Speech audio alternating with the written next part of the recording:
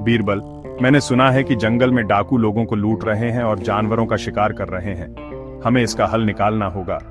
जहां पनाह, अगर आप इजाजत दें तो मैं इस मामले की तह तक जाकर खुद जांच करना चाहूंगा। ठीक है बीरबल, लेकिन सावधान रहना, जंगल में खतरे कम नहीं हैं। दरबार खत्म होता है और बीरबल जंगल जाने की तैयारी करता है। हुजूर, यह जंगल बहुत डरावना लगता है। यहां तो लोग जाने से भी डरते हैं। डर उन्हीं को लगता है जिनका मन साफ नहीं होता। सच्चाई के रास्ते पर चलने वालों को कोई डर नहीं होता। बाबा, आपको ये घाव कैसे लगे? बेटा, जंगल के डाकुओं ने मेरा सारा सामान लूट लिया। मैं कई दिनों से भूखा हूं। बीरबल तुरंत सैनिकों से कहता है कि बूढ़े आदमी को खाना और दवाई दी जाए। रात होती है। बीरबल और सैनिक एक पेड़ के नीचे आराम कर रहे होते हैं। तभी झाड़ियों के पीछे से हलचल होती है। अचानक कुछ डाकू हाथों में तलवारें लिए सामने आ जाते हैं। डाकू सरदार बोलता है, कौन हो तुम लोग? जंगल में हमारी इजाजत के बिना आने की हिम्मत कैसे की?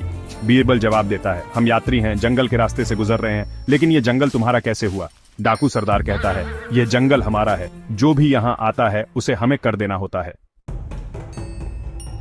बीरबल कहता है, अगर यह जंगल तुम्हारा है तो तुम्हारे पास इसका कोई सबूत होना चाहिए, कोई फरमान, कोई दस्तावेज। डाकू चुप हो जाते हैं। वे ऐसी बात की उम्मीद नहीं कर रहे थे। बीरबल को डाकुओं की कमजोरी समझ आ जाती है। वह एक चाल चलता है। ठीक है, अगर यह जंगल तुम्हारा है तो हमें रात भर यहां रुकने की इजाजत दो। हम कल सुबह कर चुकाकर चले जाएंगे। ठीक है, लेकिन सुबह तक तुम्हें कर देना होगा। डाकू चले जाते हैं। बीरबल सैनिकों से धीरे धीरे योजना बनाता है।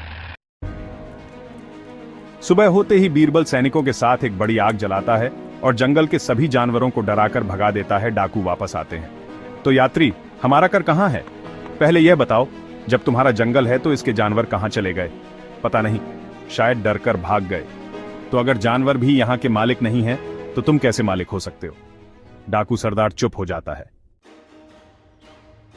यह जंगल बादशाह अकबर के राज्य का हिस्सा है। अब तुम्हारे अपराध की सजा होगी।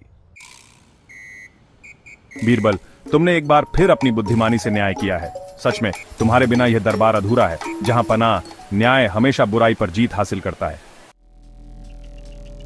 बुद्धिमानी और धैर्य से बड़ी समस्या हल की जा सकती है। सच की राह पर चलने वाले को कभी डरना नहीं चाहिए। अन्याय के खिलाफ खड़े रहना ही सच्चा साहस है। समाप्त।